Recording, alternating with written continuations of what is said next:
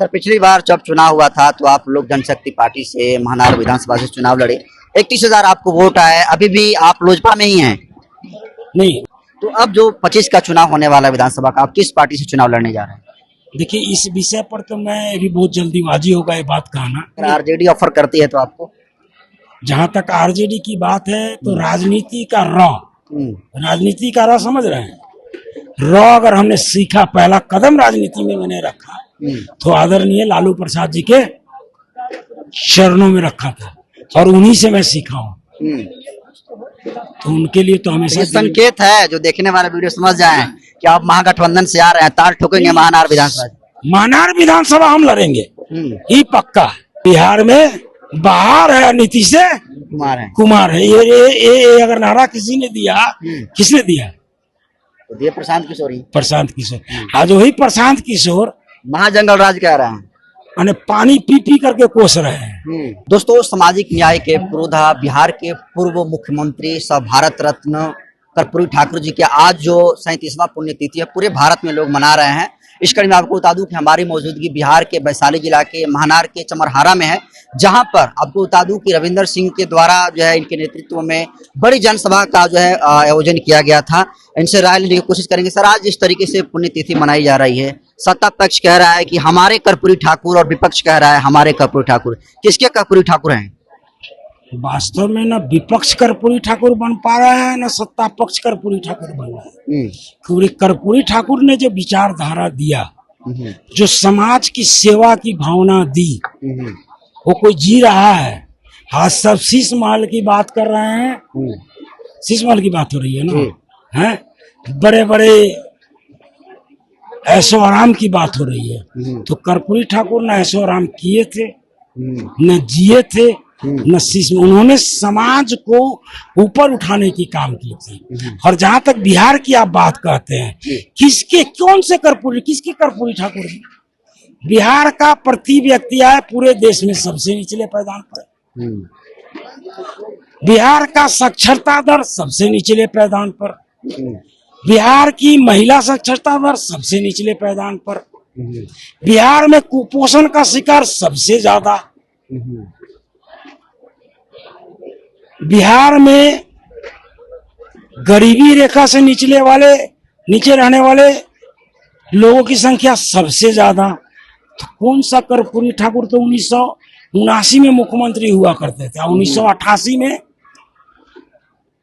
उनका स्वर्गवास हो गया। कौन जिम्मेदार है? इतना बता रहे हैं समस्या को, कौन जिम्मेदार है इसका? आज के नेता जिम्मेदार है जी, सारे नेता जिम्मेदार है इस समाज के लिए। चूंकि आज के नेता भी जैसे अंग्रेज गोरे हमको बांट करके, जात पात धर्म के नाम पर बांट करके हम पर राज्य करते थे, आज भी गोरे अंग्रेज तो चले गए, लेकिन हमारे भाई, हमारे चचा, हम ही के बीच के काले अंग्रेज वहां बैठ गए हैं, जो उसी रणनीति पर आज देश को चला रहे हैं, बिहार को चला रहे हैं। नहीं तो बिहार जो विश्व में एक स्थान रखता था किसी समय, आज वो बिहार पूरे भारत में सबसे निचले पैदान पे है। सर, पिछली बार जब चुनाव हुआ था तो आप लोक जनशक्ति पार्टी से महानार विधानसभा से चुनाव लड़े। 31,000 आपको वोट आए। अभी भी आप लोजपा में ही हैं? नहीं, मैं लोजपा जब 2 भाग हुई, जब लोजपा पार्टी टूटी तो उसमें हम प्रदेश संगठन मंत्री बने और हमने पार्टी के विचारधारा को, जो बिहार फर्स्ट और बिहारी फर्स्ट, जो एक विचारधारा जो चिराग पासवान जी लेके आए थे, जो मुझे भी अच्छा लगा था, उस विचारधारा को पूरे बिहार में फैलाने का काम किया और लोगों को पार्टी से जोड़ने का काम किया। लेकिन जब हम लोगों का मेहनत, सारे कार्यकर्ताओं का मेहनत करने के बाद जब पार्टी का स्तर पे पहुंची, एक गठबंधन बना जिसमें पार्टी को 5 सीट दिया गया, और उस समय नेता ने सारे सिद्धांतों को दरकिनार कर दिया और बाहर से बुला करके, मैं तो उस समय बहुत कुछ बोला हूँ इसके बारे में, आपके रिकॉर्ड में भी हो गया। राजनीति जब धन बल पे आ जाए, और तो बिहार फर्स्ट और बिहारी फर्स्ट क्या चीज कर रहा गया, तो सिद्धांत जब मुझे समझ में नहीं आया तो मैंने अपने सिद्धांतों से समझौता नहीं किया और मैंने पार्टी से अपना पद त्याग कर करके मैं अपनी चूंकि मैं महनार का रहने वाला हूँ, महनार का मैं रहने वाला हूँ, यहाँ के लोगों ने मुझे पिछले विधानसभा में अपना प्रेम दिया था। 31,000 मतों से मुझे विधानसभा में देने का काम किया था। 31,000 मत तो कोई कम मत नहीं होते हैं। तो उनके बीच जा रहा हूँ, पद यात्रा कर रहा हूँ, उनके पास जा रहा हूँ। भाई सत्ता नहीं, सेवा करना है। और असली विजय कहाँ होता है? असली विजय होता है आपके वोट से। तो सर, जो लोजपा पार्टी है उसका कथनी और करनी में अंतर है, इसी की वजह से आपने उस पार्टी को छोड़ दिया। तो अब जो 25 का चुनाव होने वाला है विधानसभा का, आप किस पार्टी से चुनाव लड़ने जा रहे हैं? देखिए, इस विषय पर तो मैं अभी बहुत जल्दीबाजी होगा ये बात कहना। अभी फिलहाल में जो जनता मालिक है, जो देवतुल्य जनता है ना, वही मालिक है। मैं उनके घर जा रहा हूँ, उनके गांव में जा रहा हूँ, उनसे मिल रहा हूँ, उनको समझ रहा हूँ, अपने आप को उनको समझा रहा हूँ। वो भी मुझे समझ रहे हैं, वो आज फिर से मुझे प्रेम दे रहे हैं। और उनका जो प्रेम मिल रहा है, जो एनर्जी मुझे मिल रही है इस पद यात्रा से, वो लगता है अपने आप में महनार से एक इतिहास बनाएगा। हरा गया पार्टी पॉलिटिक्स, तो चूंकि भारतवर्ष की राजनीति पार्टी पॉलिटिक्स के में फंसी हुई है, तो अभी तो ऐसा कोई विचार नहीं आया है। बट ऐसा कोई ऑफर आएगा, मतलब एनडीए की तरफ जाएंगे या फिर महागठबंधन के साथ, ऐसा कोई ऑफर आएगा तो उस पर हम विचार जरूर करेंगे। अगर आरजेडी ऑफर करती है तो आपको? जहां तक आरजेडी की बात है, तो राजनीति का राजनीति का रॉ समझ रहे हैं। रॉ अगर हमने सीखा, पहला कदम राजनीति में मैंने रखा तो आदरणीय लालू प्रसाद जी के चरणों में रखा था, और उन्हीं से मैं सीखा हूँ। तो उनके लिए तो हमेशा संकेत है, जो देखने वाले वीडियो समझ जाएं कि आप महागठबंधन से आ रहे हैं, ताल ठोकेंगे महनार विधानसभा। महनार विधानसभा हम लड़ेंगे, ये पक्का। लेकिन तय नहीं है अभी। तय करने वाले हम कौन होते हैं? हमारा क्या औकात है जो हम तय कर लें? हाँ, कहीं आस्था है,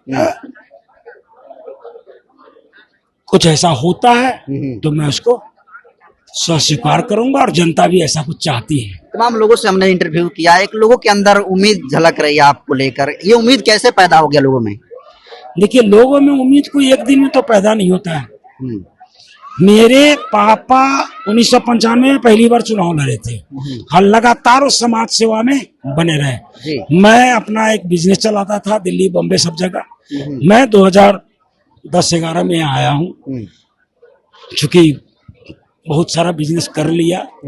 मेरे अंदर एक सेवा की भावना है कि चलो जहाँ के रहने वाला हूँ, जिस पृथ्वी से मेरी जन्म हुई है, जो मेरी मातृभूमि है, वहां जाकर के उस मातृभूमि का भी सेवा करूं और वहां के लोगों का भी कुछ सेवा करूं। तो सेवा भावना से आज पिछले 15 साल से मैं लोगों से जुड़ा हुआ हूं। तो लोग मुझे समझ पा रहे हैं, लोग समझ रहे हैं कि शायद इनको हम लोग एक बार बना दे तो शायद कुछ परिदृश्य महनार का बदल सकते हैं। एक उम्मीद उनके अंदर है, और मैं इतना जरूर बोलूंगा आपके माध्यम से कि उनकी जो भी उम्मीदें हैं उसको मैं परिपूर्ण करूंगा, ये मेरा वादा है। महनार विधानसभा के भावी विधायक को अभी जो महनार विधानसभा क्षेत्र में 3 ज्वलंत ऐसी बड़ी समस्या कौन सी दिख रही है? सबसे पहली समस्या है शिक्षा, दूसरी समस्या है स्वास्थ्य, और तीसरी समस्या है पलायन, और चौथी समस्या है लैंडलॉक जो कहते हैं, जो बाढ़ का पानी महनार विधानसभा के विभिन्न जगहों में एकत्रित होता है। ये 4 समस्या आज के डेट में मूल समस्या है महनार का। ठीक है, ऐसे तो बहुत सारी समस्या है। लेकिन जो प्लान वाली बात कर रहे हैं, प्लान तो बड़ी बड़ी सरकारें नहीं रुकवा पा रही हैं, तो आप कैसे रुकवाएंगे? देखिए, इच्छा शक्ति होना चाहिए, इच्छा शक्ति होना चाहिए। आपको मालूम है हांगकांग और सिंगापुर कब आजाद हुआ? कब हुआ आजाद? 25-30 वर्ष पहले आजाद हुआ है। लेकिन जब वहाँ के प्रधानमंत्री ली किया यू हुए तो उनके अंदर एक इच्छा शक्ति थी ना।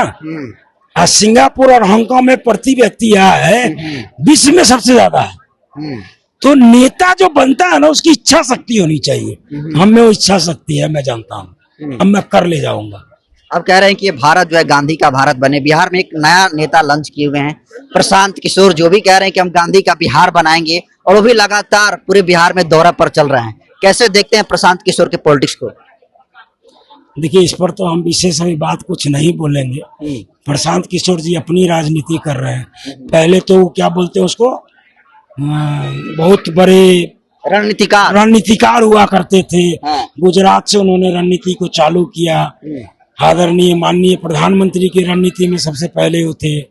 वो ही थे बिहार में आकर के कहने वाले, ठीक है जी, कि बिहार में बाहर है नीति से कुमार है। ये अगर नारा किसी ने दिया, किसने दिया? तो ये प्रशांत किशोर ही। प्रशांत किशोर। आज वही प्रशांत किशोर महाजंगल राज कह रहे हैं, माने पानी पी पी करके कोस रहे हैं। इनके विषय में हम कुछ नहीं कहना चाहते हैं। उनकी अपनी राजनीति है, उनकी अपनी सोच है। लेकिन अभी तक प्रशांत किशोर जी जो मॉडल पेश कर रहे हैं बिहार में, हम सुन रहे हैं, ठीक है, लेकिन वास्तविक मॉडल पेश नहीं कर पा रहे हैं। वास्तव में बिहार कहाँ खड़ा है वो बता नहीं पा रहा है। वास्तव में सरकार की जितनी योजनाएं चल रही है उसमें बिहार किस पैदान पे खड़ा है, बिहार में क्या हो रहा है, उस पर नहीं बोलते हैं। क्योंकि मुखिया, पंच, सरपंच, समिति को लेकर के वो राजनीति कर रहा है, समझे ना। इन बातों पर वो नहीं बोलते हैं। बाकी उनकी राजनीति है, लेकिन जो विचार वो दे रहे हैं, कहीं कहीं जो बातें कहते हैं आज वो कर रहे हैं बिहार में, ठीक है, उनकी विचारधारा जो आज बिहार में है, इसको मैं 2018 और 2019 में समानता का अधिकार, बिहार में शिक्षा व्यवस्था कैसे मजबूत हो, स्वास्थ्य व्यवस्था कैसे मजबूत हो, पलायन कैसे रुके, हमारे किसान भाइयों को आमदनी कैसे बने, एक कृषि बाजार का कैसे समानता के साथ हर एक जगह बनाया जाए जिससे सबको लाभ मिले। ये मॉडल आज से 2018-19 में मैं पूरे बिहार की यात्रा करके गांधी मैदान में रैली करके लोगों को बता चुका हूँ। लेकिन प्रशांत किशोर जी के पास में भाई बहुत ज्यादा धन है। हम लोग तो छोटे मोटे व्यक्ति हैं, जितना साहस था उतना किए। उनके पास तो बहुत बड़े रणनीतिकार है, बहुत सारी पार्टियां उनको पैसा देती है। देखते हैं कब। एक आखिरी सवाल लेंगे सर, जब भी कर्पूरी ठाकुर की जयंती होती है या फिर पुण्यतिथि होती है तो सब लोग जो है नाई समाज की बात करते हैं, लेकिन आज आपकी इस पुण्यतिथि समारोह में बहुत सारे लोग नाई समाज के लोग आए हुए थे। इनको मुख्य धारा से अभी तक जोड़ा नहीं गया, जो राजनीतिक में हिस्सेदारी है वो नहीं मिल पाई है, क्योंकि जिस तरीके से ये बिहार में 2-2 बार मुख्यमंत्री रहे, उप मुख्यमंत्री रहे, उसके हिसाब से इनके जाति को लोगों की हिस्सेदारी नहीं मिल पा रही है। क्या कहेंगे इस पर आप? ये तो फिर तो हम वहीं पर बात पर कहेंगे, बांट दो। इनकी जाति की हिस्सेदारी ना हुई, रामनाथ ठाकुर को बैठा दिए ना जी।